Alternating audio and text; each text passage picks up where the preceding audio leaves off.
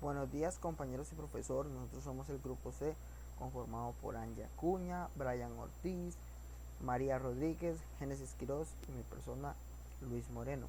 En este caso hablaremos un poco del libro analizado New Me de Ricardo Perret, que básicamente nos enseña cómo es que funciona nuestro cerebro y cómo actuamos ante diferentes situaciones que nos ocurren a diario. Uno de los tópicos en los que se basa este libro de Ricardo Perret es básicamente en el inconsciente, cómo funciona el inconsciente en nuestra mente. El inconsciente viene siendo todas aquellas o una parte del cerebro en la cual actuamos sin razón, inconscientemente, como dice la palabra, por impulsos o emociones. El neurocirujano Paul D. MacLean nos hablaba un poco de los tres tipos de cerebros que existen según su teoría. El neocórtex es uno, el sistema límbico es otro y el complejo R o reptiliano. El neocórtex básicamente se basa, valga la redundancia, en la parte de la conciencia y el raciocinio, la razón, todas aquellas acciones, pensar, razonar, etcétera. El sistema límbico, las emociones. El complejo R o reptiliano, que es uno de los más importantes, son los deseos e instintos. Bueno, luego de haber analizado a fondo lo que nos hablaba Ricardo Perret en su libro y cómo funciona nuestro cerebro, es importante ligarlo a lo que es el neuromarketing, entrar de lleno a lo que es el neuromarketing. El neuromarketing, a diferencia del marketing tradicional, viene siendo que el marketing tradicional se enfoca en el producto muchas veces y en las ventas. En cambio, el neuromarketing se enfoca en el consumidor directamente, en cómo o qué factores inciden o por qué se estimula para que se dé la compra. Entonces, es una nueva ciencia, se ha estudiado mucho, se dice que de los tres cerebros que hablaba Paul D. MacLean, al estimular dos, que son el límbico y el reptiliano, se puede lograr que una persona compre inconscientemente, ¿verdad? Entonces, básicamente su teoría y el neuromarketing se basan en esos, en sentimientos, en emociones y en instintos, en deseos también. Entonces, a partir de todo esto se ha generado una cierta polémica en cuanto a la ética del neuromarketing. ¿Por qué? Porque muchos sociólogos y muchas instituciones dicen que al dar a conocer mucha información podríamos ser los consumidores víctimas de como que nos traten como títeres para poder adquirir productos, algo que llamaban adicción comercial. Podrían generar adicción comercial en los consumidores, que no sería leal y que deberíamos de apegarnos a las normas éticas de la publicidad. Entonces, los científicos que estudian la neurociencia argumentan que ellos únicamente lo que hacen es dar a conocer los estudios del comportamiento humano en cuanto a la mente solamente, que no es problema de ellos si las personas o empresas deciden utilizarlo con fines de lucro. De ahí se desata todo el dilema de la ética. Buenas noches, profesores y compañeros. A continuación vamos a proceder a explicar lo que es la programación de nuestro inconsciente. De acuerdo con el neurocientífico David Eagleman, en su libro El Incógnito, dice que el ser humano es una máquina para generar predicciones. Somos seres programados y tenemos la capacidad de acumular información que nos ayuda a tomar decisiones a futuro. Nuestro cerebro recibe información ya sea de nuestros 5 sentidos, nuestras emociones, sentimientos, pensamientos internos y tiene la capacidad de irlos acumulando de forma impresionante. Los recoge todos a su paso, seamos conscientes de ello o no. De hecho, la velocidad en la que generamos muchas predicciones, la mayoría del tiempo somos totalmente inconscientes de ellas. Cuando conocemos por primera vez a una persona, buscamos cómo, digamos, predecir cómo es, a qué se dedica, cómo será o cuál será la relación que vamos a entablar de la misma. También normalmente, ya sea cuando nos asomamos por una ventana o salimos a ver cuál es el clima del día de hoy, lo hacemos, digamos, para predecir cuál va a ser la temperatura. También cuando leemos el asunto de un correo, tratamos de predecir, digamos, qué es el tipo de información que va a venir en el mismo. Todas este tipo de predicciones muchas veces los hacemos de forma inconsciente y esto ya sea porque hay variables de análisis que se encuentran en nuestro subconsciente que han venido almacenando información desde nuestro momento de gestación hasta la edad actual de cada consumidor. Cuando predecimos algo, no solamente estamos empezando a concluir lo que es una pieza de la información sobre lo que vendrá o lo que será, sino que nuestro cuerpo ya está empezando también a reaccionar emocionalmente. Anticipamos que esta persona que conocimos puede ser similar a alguna persona que ya conocemos, ya sea por su peinado o por su forma de hablar o su forma de comportarse. Y es totalmente normal porque las personas normalmente asociamos digamos, las acciones de otras personas con lo que tenemos en el momento. Si creemos que igual el día va a estar frío, ya sea temblamos o tendremos miedo o no queremos salir de la casa y todo va a depender de las experiencias vividas que hemos tenido con este tipo de clima.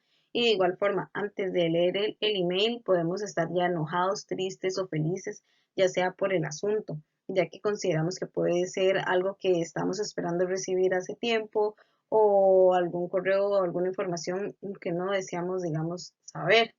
Igual, la neurociencia afirma que el 85% de las decisiones de un día normal son de forma inconsciente, que alrededor del 75% de lo que somos hoy en día, como nuestra personalidad, las emociones, los gustos, disgustos, sueños, miedos, formas de elegir la pareja, motivadores de compra y demás otras variables que determinan, digamos, el comportamiento humano, han sido programadas o definidas entre los 0 y los 15 años. De hecho, el autor en el libro menciona que durante el tiempo en que su esposa, digamos, estuvo embarazada, ellos utilizaban cuando la bebé pateaba mucho, ellos sentían que se sentía como inquieta dentro del vientre y le ponían música clásica para que ésta se relajara. Y digamos, cuando ya su esposa dio a luz, tenía la bebé, cuando la bebé lloraba mucho, se veía muy alterada, ellos le ponían música clásica y ella, digamos, reaccionaba ante la misma como un tranquilizante. Es decir, que esas acciones de las que no somos conscientes son determinantes no solamente de nuestra personalidad de hoy en día, sino son determinante importante en la forma en la que decidimos nuestras decisiones de consumo. Buenas tardes compañeros y profesor, mi nombre es María José Rodríguez y yo les vengo hoy a hablar un poco sobre lo que es la influencia que debe la propagación del inconsciente en nuestra vida actual. Nuestro cerebro lleva a cabo actividades ya inconscientemente debido a que a lo largo de nuestras vidas las venimos haciendo diariamente, por lo que el cerebro ya las asume como común. Un claro ejemplo es cuando nos bañamos. Esta actividad cotidiana ya la mente la asume como algo normal, por lo que al realizarla aprovecha tiempo para pensar en otras cosas, como por ejemplo las actividades que vamos a hacer en el resto del día. Esto hace que se simplifique la vida y se ahorre oxígeno y sangre para el resto de los procesos cognitivos más complejos que tiene que pensar el cerebro. El cerebro siempre está listo para anticipar y reaccionar a partir de lo que percibe con los sentidos. Es tan eficiente que no necesita ver todos los elementos, sino que con solo algunos los asimila a los que ya tiene en su memoria y el inconsciente se programa. Gracias a la neurociencia, sabemos que existe una región con la responsabilidad casi única de ayudarnos a interpretar los pensamientos y sentimientos de las otras personas. Esta región tiene como nombre unión parietal temporal derecha y es una zona que se desarrolla entre los 11 y los 13 años de nuestras vidas y se programa a partir de las experiencias vividas.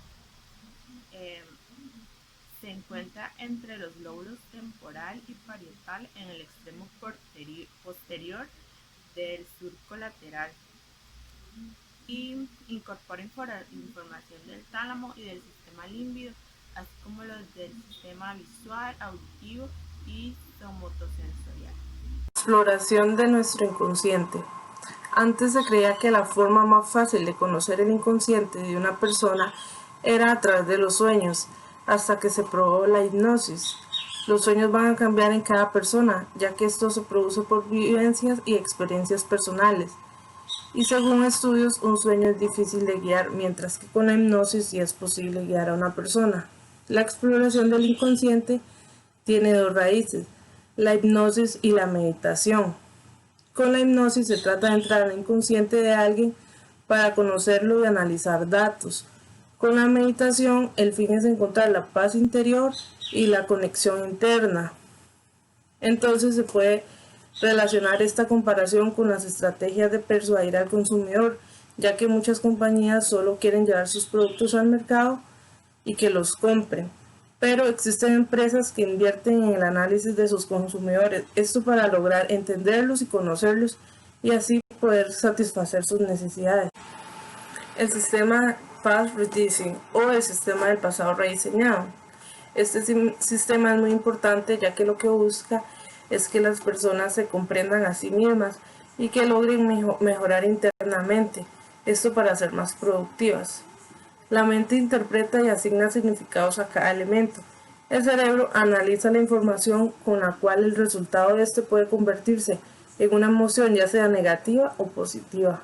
El Path Reducing es un método muy efectivo para encontrar y poder entender tus deseos, miedos, fobias y adicciones. Bueno, buenas noches compañeros y profesor. Yo les voy a explicar un poco el origen de los conflictos emocionales. Bueno, para el ser humano existen tres factores que marcan su infancia o adolescencia, generando así conflictos emocionales de por vida, motivados por dolores inconscientes. Estos factores se pueden vivir de mil maneras y bajo muchas circunstancias sin importar la situación puntual en la que se vivió. Existen tres factores que marcan la infancia y adolescencia. Como número uno tenemos la percepción del rechazo. Esta está programada con un instinto de supervivencia que lleva a las personas a integrarse, unirse, buscar alianzas, ser aceptado y formar parte de un grupo. Luego, como punto número dos, tenemos la percepción de la incapacidad.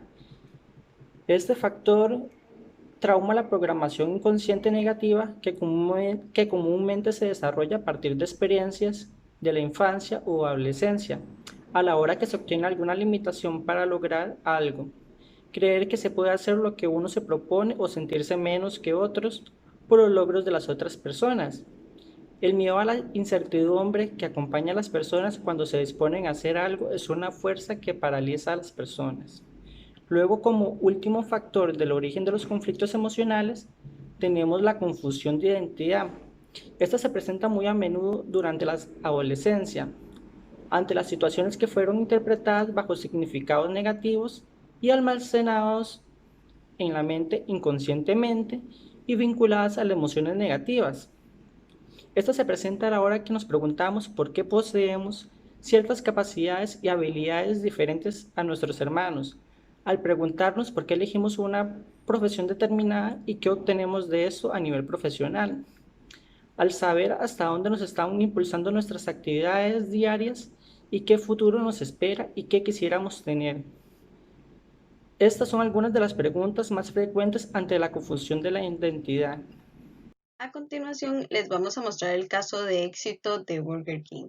Bueno, como sabemos, Burger King es una de las franquicias más grandes y reconocidas a nivel mundial y la misma ha decidido implementar los que son conceptos y conocimientos derivados a lo que es el neuromarketing como una estrategia de posicionamiento y aumento del nivel de sus ventas a nivel mundial.